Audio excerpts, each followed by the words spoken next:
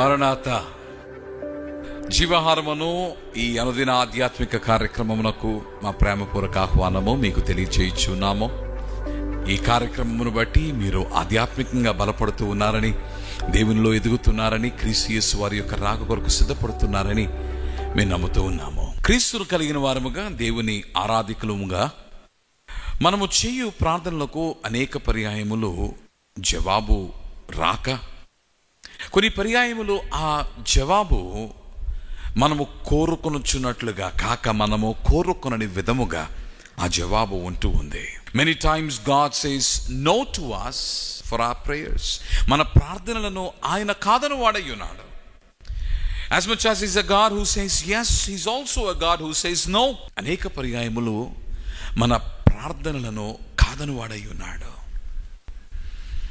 అంత మాత్రమే కాక, పలుమార్లు మనము దేవుని కలిగి ఉండి, దేవునిపై మనం ఆధారపడి, దేవునిని మనము లోకమునకు ప్రత్యక్షపరచుచు వాక్యాధారిత జీవితమును మనము కలిగి ఉన్నను అనేక పర్యాయములు మనము శోధింపబడుచు ఉన్నాము, శ్రమకు గురగుచ్చు ఉన్నాము. కానీ పౌలు తాను రోమిలకు రాసిన పత్రిక 8వ అధ్యాయము 28వ వచనంలో ఈ రీతిగా రాయిచూ ఉన్నాడు: దేవుని ప్రేమించు వారికి, అనగా ఆయన సంకల్పము చొప్పున పిలువబడిన వారికి మేలు కలుగుటకై సమస్తమును సమకూడి జరుగుచున్నవని ఎరుగుదుమని సాక్ష్యం ఇచ్చచ్చు ఉన్నాడు. అపోస్తలుడైన పౌలు విద్యావంతుడై ఉండి ఒక ధనిక కుటుంబము నుండి వచ్చి లోక అధికారమును లేక ఆధిపత్యమును కలిగిన వానిగా తన జీవితమును కొనసాగించి చివరకు దేవుని తెలుసుకున్న తర్వాత తాను లోకమును కాదని క్రీస్తు కొరకు జీవించవలసి వచ్చినప్పుడు తాను నిందలు అనుభవించాడు, శ్రమకు గురయ్యాడు. తనను తృణీకరించిన వారు ఉన్నారు, తనతో ఉన్నవారు తనను కాదన్న వారుగా ఉన్నారు, వద్దన్న వారుగా ఉన్నారు, బాధించిన వారిగా ఉన్నారు. తాను సైతము శరీరమందు నానా విధములైన బాధలను, బరువులను కలిగిన వానిగా ఉన్నాడు. కానీ అట్టి పౌలు చూచున్న సాక్ష్యం ఏమిటి అనగా, మేలు కలుగుటకై సమస్తమును సమకూడి జరుగుచున్నవని ఎరుగుదుమని సాక్ష్యం ఇస్తూ ఉన్నాడు. God works all things for good. సమస్తమును మంచిగా చేయగలిగిన వాడు మన దేవుడు. నీ జీవితంలో కొన్ని పర్యాయములు నీ ప్రార్థనలను కాదన్నను, especially when it doesn't fall or align to the will of God, దేవుని చిత్తమునకు అనుగుణముగా ఆ ప్రార్థనలో ఉండి ఉన్నప్పుడు తప్పక ఆయన ఆ ప్రార్థనను కాదని వాడై ఉన్నాడు. అంత మాత్రమే కాదు, కొన్ని ప్రార్థనలను he delays it to answer them. దానికి జవాబిచ్చుటకై దీర్ఘకాలము తీసుకుని ప్రభు అనేక పర్యాయములు శ్రమను అనుమతించు ఉండగా, దేవుని బిడ్డలారా, ఒక మర్మము దాగుని ఉన్నది. ఆ మర్మము ఏమిటి అంటే, పౌలు అనుభవంలో నుండి మనము చూచినప్పుడు 3 సూత్రములు మీ ముందు ఉంచుకోవాలని నేను ఇష్టపడుతూ ఉన్నాను. నెంబర్ 1, నీవు దేవుని కలిగి ఉండి కూడా నీవు శ్రమ పడుచున్నట్లయితే ఆ శ్రమలో దేవుడు నిన్ను కాపాడువాడై ఉన్నాడు, కాచువాడై ఉన్నాడు. For he is able to hold you and keep you safe. అందులో బట్టి ప్రభు అట్టి శ్రమను అనుమతించును అని ఉన్నాడు. ఆ శ్రమలోనే ప్రభువు రెండవదిగా, as much as he's holding you and he's assuring you of his love unto you, రెండవదిగా ప్రభు చేయించిన పని ఏమిటి అంటే, he lets you come to him. అనేక పర్యాయములు మనము దేవుని కలిగి ఉన్నను కూడా దేవునికి దూరముగా మనం వెళ్ళిపోవచ్చున్నప్పుడు మన జీవితంలోని శ్రమ తిరిగి మనము దేవుని చేరుటకు అవకాశం నిచ్చు ఉన్నది. అందుకని మనము తిరిగి దేవుని చేరి దేవుని సహాయం పొందుటకు సైతము ఈ శ్రమ మనకు మేలు చేయుటను బట్టి I see that as good. అది మంచిదిగా మనము ఎంచవలసిన వారమై ఉన్నాము. 3వ కారణం ఏమిటంటే, గాడ్ టీచర్స్ యూ లైఫ్. దేవుడు నీకు జీవితమును నేర్పించడానికి శ్రమను అనుమతించేవాడై ఉన్నాడు. Believing in God, believing in Christ, our life would be easy, but rather God will make it tough.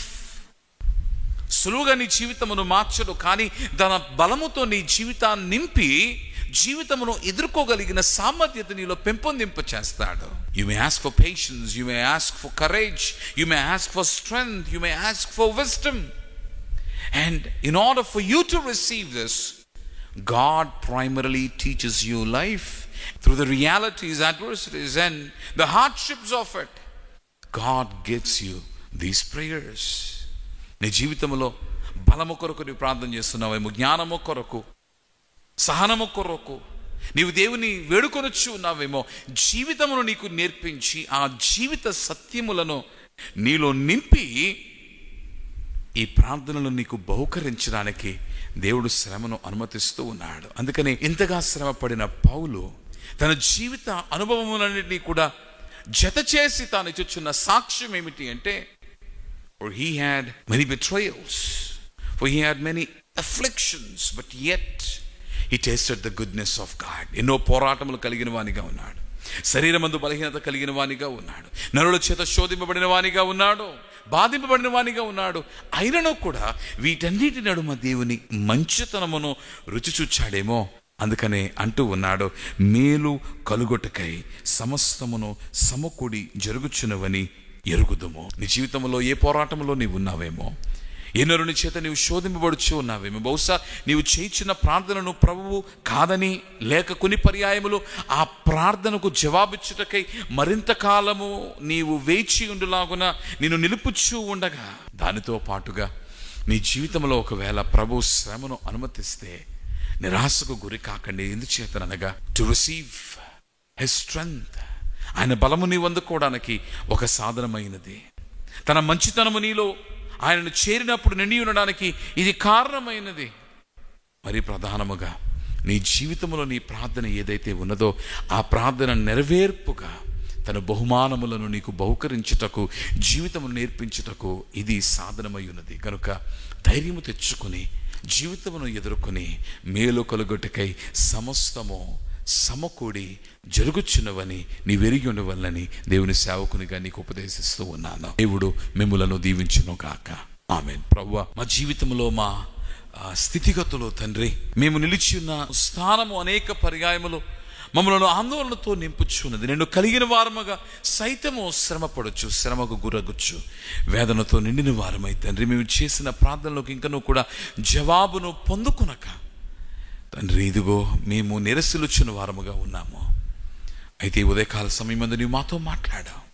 సమస్తము సమకూడి మేలు కొరకు జరుగునని నీ వాక్యము ద్వారా నీవు మాకు వెల్లడి చేస్తున్నావు గనుక అట్టి విశ్వాసమును మాలో నింపి మా జీవితము తండ్రి చేదుగా ఉన్నను నిన్ను కలిగి ఉండడం బట్టి తండ్రి నీవు మాతో ఉన్నావని, నీవు మాకు జీవితం నేర్పించచ్చు ఉన్నావని, జీవిత అనుభవములోని నీ మంచితనము కూడా నింపనై ఉన్నావని విశ్వసించగలిగిన తండ్రి విశ్వాసమును మాకు దయచేయము.